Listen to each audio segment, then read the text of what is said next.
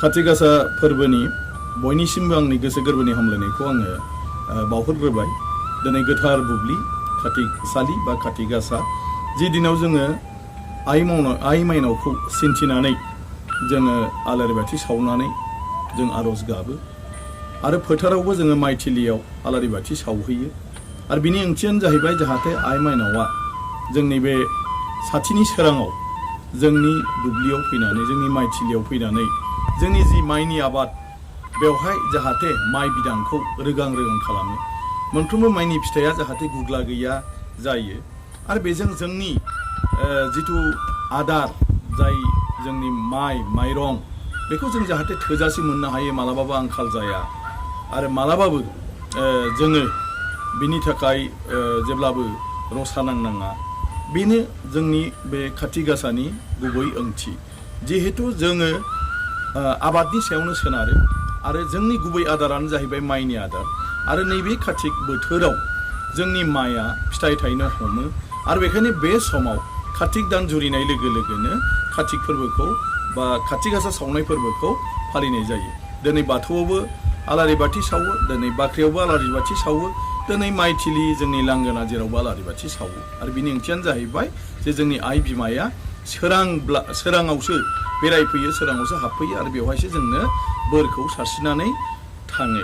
दा बेखौ खायफाया खाथि बिहु होनदों हारसाफ्रा।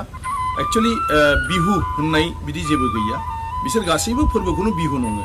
खारन जेब्ला हारसाफ्रा जोंनि बेवहाय फैदोंमोन होमब्ला बिनि थागिबि बर'फोरखौ बेफोरबायदि माखासे फोरबो खुंनायखौ नुबोदोंमोन आरो जिखुनु फोरबोखौनो बिसोर बिहु होननानै सानो। ओंखायनो गुबैयै जोंहा मोनथाम गिदिर फोरबोखौ जों खुङो। बेनो जाहैबाय बैसागु फोरबो, मोनसेया जाहैबाय मागो दमासि फोरबो आरो मोनसेया जाहैबाय खाथि गासानि फोरबो।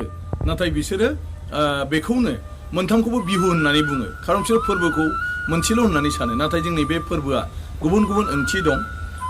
जोंनि दा खाथि गासानि गुबै ओंथिया जाहैबाय जोङो आबादखौ मावनायनि उनाव दिनै बे आबादा फिथाइ थायनो हमबाय, बेखायनो जाहाथे जोंनि फिथाइया मोजां जायो बिनि थाखाय जोङो बिमा लोखिनाव जोङो आर'ज गाबदों आरो बिनिफ्राय जोङो बोर बिख'दों। बिनि बे फोरबो।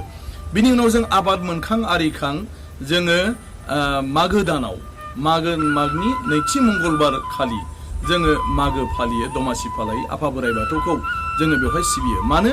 आफा बोराइ बाथौनि बोर सारस्रिनायावसो जोङो बे संसाराव आबादखौ मावनानै सोलिनो रोंदों। ओंखायनो बे मथे जों जिखिनि आबाद मोनबाय बेखौ जोङो जानोसैखाय आफा बोराइ बाथौखौ जोङो साबायखर बावो आरो इयुनावबो जाहाथे जोंनो बेबायदि थोजासे आबाद हरो बिनि थाखाय जों बिथांनाव आर'ज गाबो आरो जों बिथांनो जोंनि जानो हरनाय बे आबादखौबो जों बिथांनो मागो दमासियाव जोङो बावो।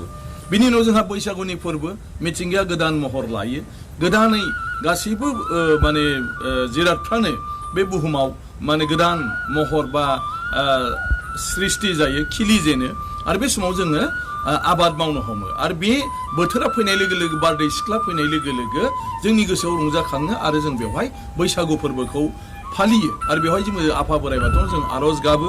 जोङो हालेवगोन मोसौजों, ओंखायनो मोसौखौ जोङो थुखैस्राङो आरो जोंनो मोजां आबाद नांगौ, बेनि थाखाय जों आर'ज गाबो। बेजों जोङो रंजा बाजा जे बोथोरा फैलायबाय जों आबादखौ मावनोसैलाय आरो गोजोनै जोङो रायजो जालांनोसैलाय। गथिखे बेनो जोंनि फोरबो फालिनायफोरनि गुबै जाहोन। ओंखायनो बे खाथि गासाया जोंनि थाखाय जोबोद ओंथि गोनां मोनसे फोरबो, बेखौ जों बयबो फालिनांगौ आरो दिनै बयबो फालिदों आरो बे फालिनाय समाव ओंखायनो दिनै आं बयखौबो आंनि गोसो गोरबोनिफ्राय हामलायनाय बावनो लुबैनानै बे फंनैसो बाथ्राखौ आङो रायफोरनाय जाबाय। गोजोन्थों।